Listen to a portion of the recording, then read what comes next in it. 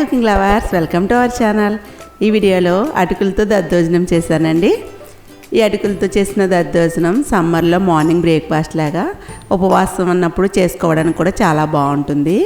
ఒంటికి ఎంతో చలువ చేస్తుంది, కడుపుకు కూడా ఎంతో హాయిగా ఉంటుంది.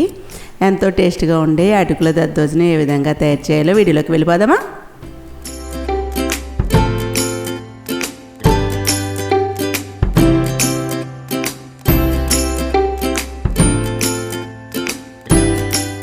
అటుకులు దద్దోజనం చేయడానికి అటుకులు ఒక కప్పు నిండుగా తీసుకున్నానండి. ఇవి పలుచగా ఉన్న అటుకులు, అదే మందంగా ఉన్న అటుకులు అయితే కప్పుకు సమానంగా తీసుకోండి. అలాగే కమ్మటి పెరుగును కూడా తీసుకుంటున్నాను. ఈ అటుకులను ఒక బౌల్లో వేసుకుని ముందు వాటర్ వేసుకుని శుభ్రంగా 2 సార్లు వాష్ చేసి ఆ వాటర్ అంతా తీసేసి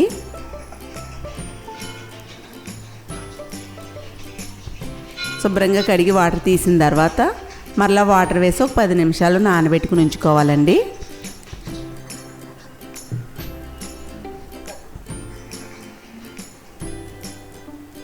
పది నిమిషాల తర్వాత బాగా నానిపోయి అటుకులు, ఇప్పుడు అటుకులను పిండేసి వేరొక బౌల్లోకి తీసుకోవాలి. మీ దగ్గర మందంగా ఉన్న అటుకులు ఉంటే మందంగా ఉన్న అటుకులు తీసుకోండి. ఒక బౌల్లోకి 2 కప్పులు పెరుగు తీసుకుంటున్నాను. 1 కప్పు అటుకులకి 2 కప్పులు పెరుగు, 1 టీ స్పూన్ పింక్ సాల్ట్ ఇవి వేసుకుని విస్కర్తో కానీ ఫోర్క్తో కానీ కొంచెం గిలకరించండి. ఇందులోకి పిండి పక్కన పెట్టుకున్న అటుకులు వేసుకోవాలి. ఇందులోకి నేను పచ్చి కొబ్బరి తురుము కూడా వేస్తున్నానండి, ఫ్రెష్గా ఉన్నది. 1 పావు కప్పు కొబ్బరి తురుము కూడా వేసుకుని ఈ అటుకులు, ఈ కొబ్బరి తురుము కూడా ఈ పెరుగు అంతా బాగా కలుపుకోవాలి స్పూన్ పెట్టి. ఇలా బాగా కలిపిన తర్వాత ఇది పోపు పెట్టుకోవడమేనండి. పోపు పెట్టుకోవడానికి ఒక పాన్ పెట్టుకుని ఇందులోకి నేను నెయ్యి యూజ్ చేస్తున్నానండి. నెయ్యి లేకపోతే నూనెతో చేసుకోవచ్చు. 1 టేబుల్ స్పూన్ నెయ్యి వేసి కొద్దిగా మరిగిన తర్వాత 1 టీ స్పూన్ పచ్చిశనగపప్పు, 1 టీ స్పూన్ చాయ్ మినపగుళ్ళు, 1/2 టీ స్పూన్ ఆవాలు, ఈ 3 కూడా దోరగా వేయించుకోవాలి. దోరగా వేగిన తర్వాత ఇందులోకి 2 ఎండుమిర్చి కూడా వేసుకోవాలి, చినుకుని వేసుకోండి.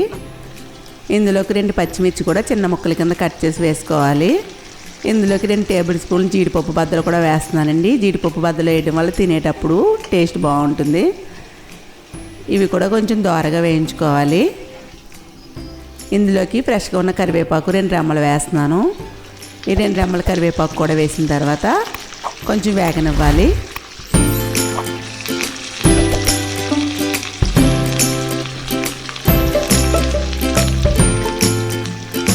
అటుకుల్లో కూడా ఎన్నో విటమిన్స్ ఉంటాయండి. ఇలా అటుకులతో దద్దోజనం చేసేస్తే పిల్లలు కూడా ఇష్టంగా తింటారు. కరివేపాకు వేసిన తర్వాత ఇవన్నీ కూడా గోల్డ్ కలర్ వచ్చే వరకు వేయించుకుని స్టవ్ ఆఫ్ చేసేసుకోవాలి. వేయించుకున్న ఈ పోపు అంతా కూడా ఇదిగోండి పక్కన పెట్టుకున్నాం కదా, పెరుగు, అటుకులు, కొబ్బరి తురుము ఇవన్నీ కలుపుకున్న మిశ్రమాన్ని ఇందులో వేసేసుకోవాలి. ఈ పోపులన్నీ ఇవి వేసేసుకుని ఒకసారి బాగా కలుపుకొని ఇందులోకి చిన్నగా కట్ చేసిన కొత్తిమీరని కూడా వేసుకోవాలండి. ఇలా సింపుల్గా అటుకులతో దద్దోజనం చేయండి. ఇందులోకి కమ్మటి పెరిగే యూజ్ చేయండి, బాగుంటుంది.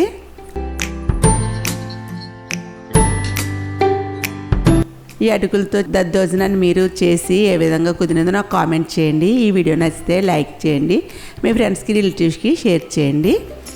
దీన్ని ఒక బౌల్లోకి తీసుకుని సర్వ్ చేసుకోవడమే. ఎంతో టేస్ట్గా ఉండే అటుకుల దద్దోజనం రెడీ.